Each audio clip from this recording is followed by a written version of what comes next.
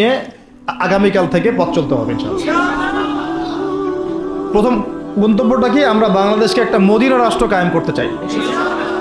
সেটা যদি করতেই হয় তাহলে আমাকে কার আদলে করতে হবে, কার সুন্নতে করতে হবে? নবী মুহাম্মদ সাল্লাল্লাহু আলাইহি ওয়াসাল্লামের তরিকায়। এবং তার তরিকার প্রথম কাজটাই হচ্ছে আগে ইলম শিখতে হবে।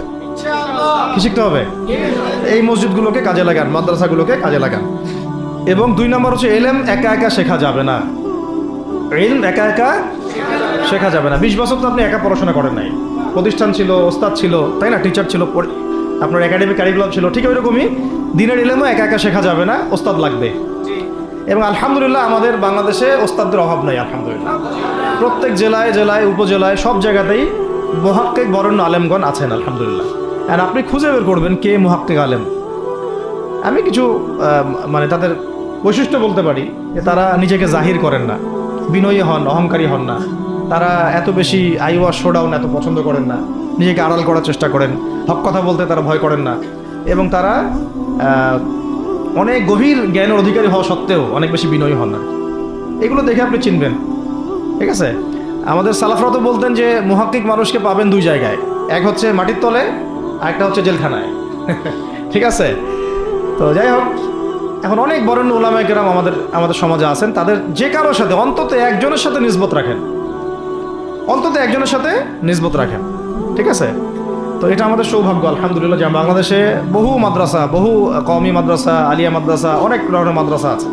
কিছু সংকীর্ণতা বা কিছু সমস্যা আমাদের মধ্যে থাকতে পারে, এটা যে কোনো জায়গায় থাকতে পারে, কিন্তু আলহামদুলিল্লাহ এই খেদমতটুকু আছে বলেই এখন পর্যন্ত দ্বীন ইসলামকে তারা মিটাইতে পারে নাই আলহামদুলিল্লাহ। তো ইলম শিখবো 1 নাম্বার। 2 নাম্বার হচ্ছে ইলম মুহাক্কিক কোন আলেমের সোহবতে শিখবো, একা একা শিখবো না। 3 নাম্বার হচ্ছে যা শিখবো আমলে নিয়ে আসতে হবে। কি বললাম? যা শিখবো আমলে নিয়ে চলে আসতে হবে, ফেলে রাখা যাবে না। আল্লাহ আমাকেও তৌফিক দেন, আপনাদের সবাইকে তৌফিক দান করেন। 4 নাম্বার সময় কাজে লাগাইতে হবে, সময় কাজে লাগাইতে হবে। কোনো অবস্থাতেই আর হেলায় ফেলায় সময় নষ্ট করবো না, আমিও করবো না ইনশাল্লাহ, আপনারাও করবেন না ইনশাল্লাহ। 5 নাম্বার হচ্ছে নিজের প্রতিভাকে খুঁজে বের করবেন। সবাইকে আল্লাহ কিছু না কিছু প্রতিভা দিয়েছেন, প্রতিভা খুঁজে বের করে ইসলামের জন্য কাজে লাগাবেন। 6 নাম্বার হচ্ছে যাদের রিজিক হালাল তাদের তো আলহামদুলিল্লাহ কোনো সমস্যা নেই। যাদের হারাম রিজিক আজকে ছাড়তে হবে।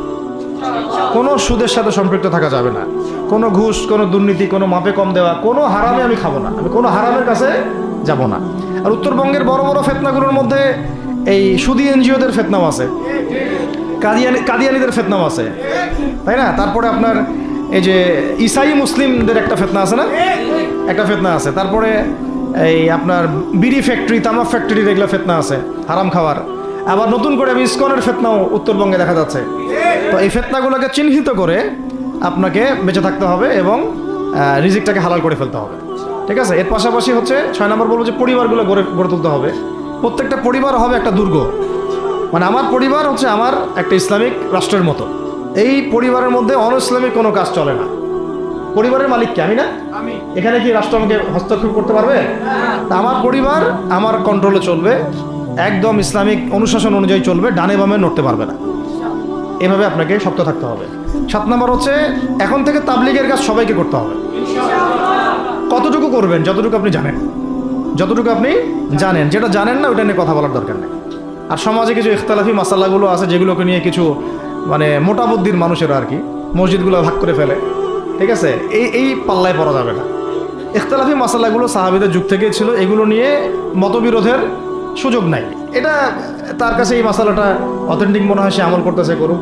আমার কাছে এই ফিকহের আলোকে এটা বেশি অথেন্টিক মনে হয়, আমি এটা আমল করতেছি। এগুলো নিয়ে কোনো রকমের আর দ্বন্দ্বে যাবেন না। বরং আমরা এখন ঐক্যবদ্ধ হব কিসের ভিত্তিতে? আমরা ঐক্যবদ্ধ হব আকীদা, আমল এবং মানহাজের ভিত্তিতে।